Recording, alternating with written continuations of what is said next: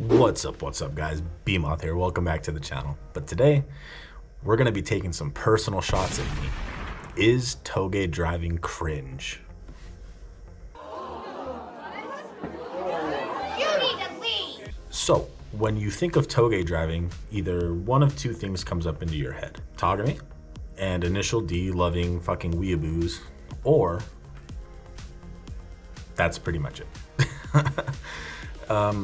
Touge driving kind of has this weird stigma behind it where if you say that you do it rather than if I was, okay, so example, if I was like, hey, I do autocross, and then you meet me again first time and I say, hey, I do Touge, which one carries a little bit more respect?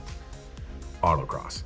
Touge's not really like noticed yet in like motorsports and stuff. I mean, like everybody knows about it.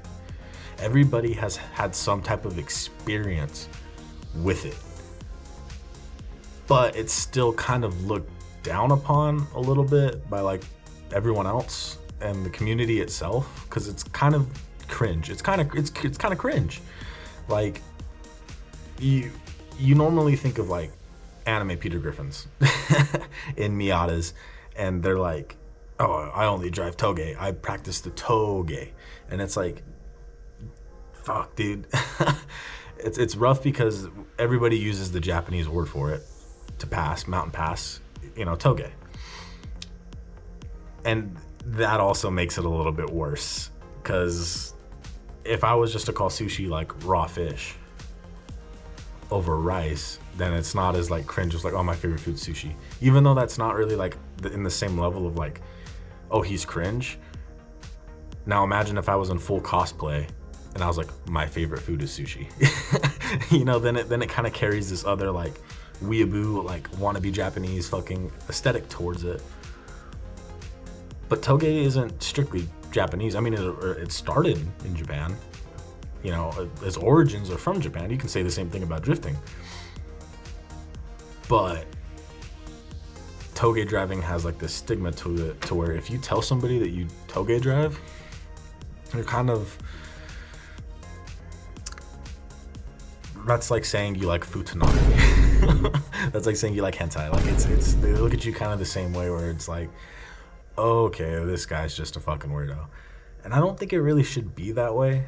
I mean, Touge driving's done a lot for me personally, and I think it's a very good outlet for people that don't have tracks close to them, or that are, it's simpler for people that can like get out and go and drive the mountainside, drive crazy curvy roads by themselves with friends, or yada yada, because it's something. You know what I mean? Like, it's something. Not a lot of places have like tracks readily available. Everybody has a fun back road.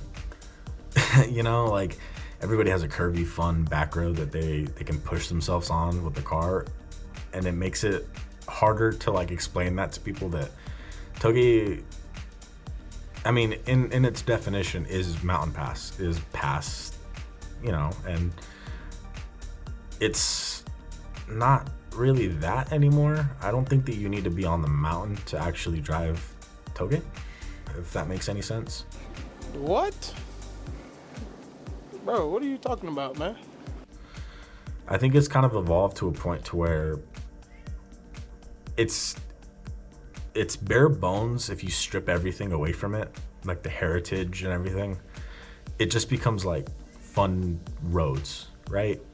At the end of the day, that's all it is just fun roads that you can like push your car, roads that you can downshift, upshift really well, heel toe, like practice better driving techniques, engine brake, like roads that are not in your city, not in your town, not the main road, not the straight highway, not the straight freeway. Like, it's something more invigorating, something more enthusiast driven, and it's kind of hard to bridge that gap in people's minds of Touge strictly mountain driving.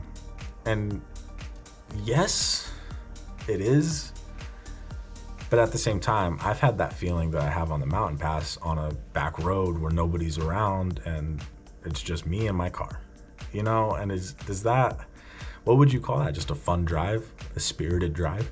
Or you could say the same thing about fucking mountain driving. You know, like, the main point, I guess, of this video is try to, like, convince myself that tailgate driving is not cringe. Even though, like, I do it all the time. All my friends do it. Like, that's pretty much, like, the foundation of what this channel is based about, is tailgate driving. And the more that I see, like, the community kind of, like, take a hold of what tailgate is, the more I see that they're kind of, like, cringy. It's not really, like, part of the motorsport scene. And I mean, there's no, like, real way to fucking be a part of it. I mean, I guess you could do, like, time attack. And, like, okay, from here to here, and then, like, you guys take times, and, you know, but, like, it's hard to regulate that and, like, actually make it become, like, a full-blown motorsport. So tailgate lives in this very weird area of, I don't autocross, I don't time attack, I don't wheel to wheel, but I still drive my car spirited really hard on challenging roads. And then that begs the question of, like, well, why is it considered? I think it's the people at the end of the day. I think it's the kind of people that openly are like, I tailgate, because I do it. I'm pretty fucking cringe. I messed up. Everybody knows I'm pretty fucking cringe. It draws in bad drivers and drivers that watch Initial D and they think that they're fucking him, and that think that they can rule them out and they want to be the fastest. And it breeds a lot of, like, poor driving habits, poor driving skills. And it's not necessarily, like, a good thing for them to, fuck, dude, I'm just talking shit about tailgate and I don't mean to. Don't let the flame die out!